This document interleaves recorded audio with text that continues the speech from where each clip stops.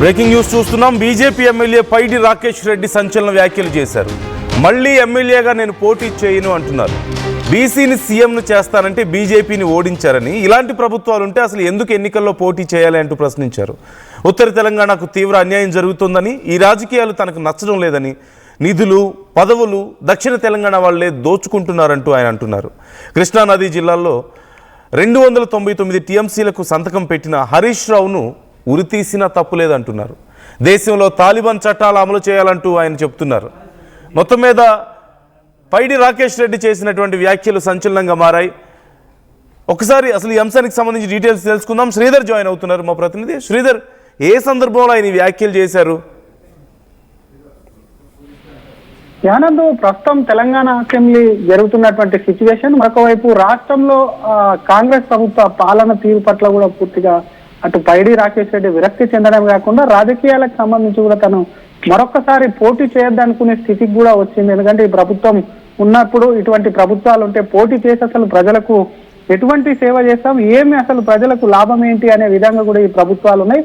అడిగినటువంటి ప్రజాసేవ కోసమే తను రాజకీయాల్లోకి వచ్చాను కాబట్టి అటువంటి సిచ్యువేషన్ లో ఎక్కడ కూడా డబ్బులు లేవని చెప్తూనే, ఇంకొక పక్క కేవలం ఈ ప్రభుత్వాలు కాలం గడిపేందుకే చేస్తున్నాయి కాబట్టి ఇటువంటి పార్టీలు ఉంటే డెఫినెట్ గా కూడా ఒక పక్క తను పోటీ చేయనని చెప్తున్నా. ఇంకోవైపు ఎందుకంటే అటు కాళేశ్వరం కమిషన్లు కానివ్వండి, ఇటు పాలమూరు రంగారెడ్డికి సంబంధించినటువంటి అంశంలో కూడా బీఆర్ఎస్ పెద్ద ఎత్తున అవినీతి చేసిందని చెప్తున్నా. ఇంకో పక్క ఎవరైతే అక్కడ అవినీతి చేశారో వారందరికి కూడా, దోపిడీ చేసిన వారందరికి కూడా తాలిబాన్ చట్టాలు అమలు చేయడమే కాకుండా అక్కడ ఏ విధంగా అయితే శిక్ష ఉంటుంది అదే విధంగా శిక్ష ఉండాలని చెప్పి బీజేపీ ఎమ్మెల్యే పైడి రాకేష్ రెడ్డి కూడా మీడియాతో సంచలన వ్యాఖ్యలు చేశారని చెప్పారు. ఇంకో పక్క అటు అసెంబ్లీలో సైతం కూడా మాట్లాడుతూ క్లియర్ కట్ గా చేశాడు. అసలు పెండింగ్ కు సంబంధించినటువంటి అంశాలు కానివ్వండి, ఆయన నియోజకవర్గానికి సంబంధించిన ఒక బస్ డిపో విషయంలో కానీ సొంత డబ్బులు పెట్టుకొని కూడా ఒకవైపు సొంత డబ్బులతో జాగా కొనుక్కొని అక్కడ బస్ డిపో ఏర్పాటు చేయమంటే కూడా ఈ ప్రభుత్వం కనీసం పట్టించుకునేటువంటి పరిస్థితి లేదు. ఇంకో పక్క ఈ ప్రభుత్వంలో పైసలు లేవు అని ఎన్నాళ్ళు చెప్తారో, అసలు ఇదేం పాలన అంటూ కూడా పైడి రాకేష్ రెడ్డి వ్యాఖ్యానించడమే కాకుండా వచ్చేటువంటి ప్రభుత్వం కూడా మారకుంటే డెఫినెట్ గా రాజకీయాల్లో తను ఏదో ప్రజాసేవ చేయాలని వచ్చాను కాబట్టి ఇట్లాంటి ప్రభుత్వమే ఉంటే మళ్ళీ పోటీ చేయనని చెప్పడం ఏదైతే ఉందో ప్రస్తుతం అది రాకేష్ రెడ్డి వ్యాఖ్యలు సంచలనంగా మారాయని చెప్పొచ్చు నందు. ఎందుకంటే రాకేష్ రెడ్డి కేవలం అసెంబ్లీ ఎన్నికలకు ఒక 6 నెలల ముందే బీజేపీలో చేరారు. దానికి సంబంధించి ఒక 3 నెలల ముందు కూడా కన్ఫర్మ్ కావడంతో ఆయన టికెట్ కు సంబంధించి కూడా పెద్ద ఎత్తున అక్కడ ఉన్నటువంటి సిట్టింగ్ ఎమ్మెల్యే జీవన్ రెడ్డి, అది కంచుకోటగా మార్చుకున్నటువంటి అక్కడ ఉన్నటువంటి ఎమ్మెల్యేపై కూడా రాకేష్ రెడ్డి సంచలన గెలుపు సాధించడమే కాకుండా రాష్ట్రంగా తనకు ఉన్నటువంటి వాక్చాతుర్యంతో కూడా ఒకవైపు పెద్ద ఎత్తున తనకు సంబంధించి కూడా హిందుత్వ ఎజెండాతో ముందుకెళ్తూ కూడా కొంత ఆయన అభిమానులను కూడా కొంత సాధించుకున్నటువంటి సిచ్యువేషన్. బీజేపీలో కూడా కొంత కీలకంగా కూడా ఎప్పటికప్పుడు కూడా అనేకమైనటువంటి అంశాలు కూడా మాట్లాడితే ఎప్పటికప్పుడు కూడా కొంత కౌంటర్ ఇచ్చేటువంటి పైడి రాకేష్ రెడ్డి ఈ వ్యాఖ్యలు చేయడం కూడా రాజకీయంగా కొంత దుమారం రేపాయని చెప్పాలి. ఎందుకంటే రాజకీయంగా కూడా ఒక వ్యక్తి రాజకీయాల్లోకి వచ్చి ఎన్నో ఏళ్ళు ఉండి అనేక పదవులు అనుభవించిన అనంతరం కూడా రాజకీయాల్లో కొంత విరక్తి వస్తుంటుంది. కానీ 2 ఏళ్లలోనే ఒక నాయకుడు ఇంత త్వరగా ఇంత వైరాగ్యం ఎందుకు? మరి అంత భయంకరంగా ఏమి లేవు కదా రాజకీయాలు తెలంగాణలో.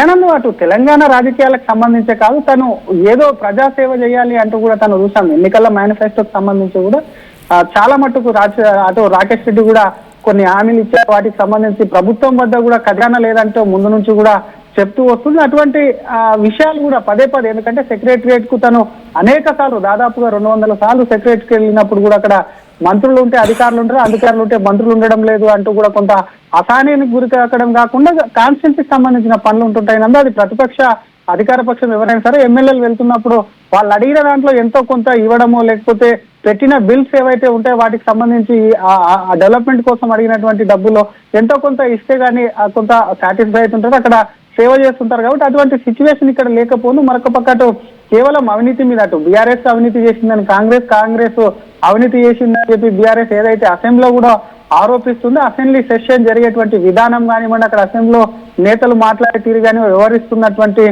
సిచ్యువేషన్ ఏదైతే ఉందో వాటన్నిటిని చూసినాక కూడా రాజకీయాలకు కొంత ఆయన విరక్తి కలిగిందని చెప్తున్నారని చెప్పొచ్చు. మరొక పక్క ఒకవేళ బీజేపీకి సంబంధించి ఒకవేళ రాజకీయాలకు గుడ్ బై చెప్పిన పార్టీకి సంబంధించి కూడా డెఫినెట్ గా కూడా బీజేపీ కోసము ఖచ్చితంగా కూడా కష్టపడతాను, బీజేపీకి అధికారంలోకి వచ్చే విధంగా కూడా ఉంటాను. ఒక్కొక్కసారి మాత్రం ఇటు రాజకీయాలకు ఎందుకు వచ్చాను రా దేవుడా, ఈ రాజకీయాలు ఇంతటితో వదిలేసుకుంటే బెటర్, ఇటువంటి ప్రభుత్వాలలో ఉండి ప్రజలకు సేవ చేయడం కూడా చేత కాకుండా ఉండడం ఎందుకు అనేది కూడా ఆయన ఒక ఒపీనియన్కి అయితే వచ్చారని చెప్పొచ్చునందు. Right, thank you Sridhar, thanks for the details. మొత్తం మీద ఈ వ్యాఖ్యలు ఇప్పుడు సంచలనంగా మారాయి. అసలు ఇలాంటి ప్రభుత్వాలు ఇలాంటి పరిస్థితులు ఉన్న చోట ఎందుకు నేను రాజకీయాల్లో ఉండాలి, నేను రాజకీయాలను వదిలేస్తానని చెప్పి రాకేష్ రెడ్డి అంటున్నారు. అలాగే దేశంలో తాలిబాన్ చట్టాలు అమలు చేయాలని కూడా అంటున్నారు. అంటే తాలిబాన్లు ఎలాంటి చట్టాలు అమలు చేస్తారో మన అందరికీ తెలిసిందే. దొంగతనాలు చేస్తే చేతులు కట్ చేసేయడం, ఏదైనా ఇక రాజద్రోహానికి పాల్పడడమో లేదంటే వాళ్ళ రూల్స్కి అగెన్స్ట్గా ఏవైనా వాళ్ళకి థ్రెట్ అని అనిపిస్తే డైరెక్ట్గా ఎగ్జిక్యూట్ చేయడం లాంటివి మనం చూస్తూనే ఉంటాం. ఇప్పుడు అలాంటి చట్టాలు ఇక్కడ అమలు చేయాలని చెప్పి ఆయన కోరుతున్నారు. అట్ ది సేమ్ టైం కృష్ణానది జలాల్లో 299 టీఎంసీలకు సంతకం పెట్టారు హరీష్ రావు. ఆయన్ని ఏం చేసినా తప్పు లేదని చెప్పి మాట్లాడుతున్నారు. మొత్తం మీద ఒక రకమైనటువంటి వైరాగ్యం కనిపిస్తుంది ఆయనలో, రాకేష్ రెడ్డిలో. మరి ఈ వైరాగ్యం నిజంగా రాజీనామా చేసే వరకో లేదంటే అసలు రాజకీయాల నుంచి తప్పుకునే వరకు వెళ్తుందా, లేకపోతే కేవలం అప్పుడున్నటువంటి పరిస్థితుల్లో ఆ అసంతృప్తిని వెలిబుచ్చడం మాత్రమే ఉద్దేశమా అనేది వేచి చూడాల్సినటువంటి అంశం. ఈ అంశానికి సంబంధించి మీ అభిప్రాయాలు ఎలా ఉన్నాయి కామెంట్ చేయండి.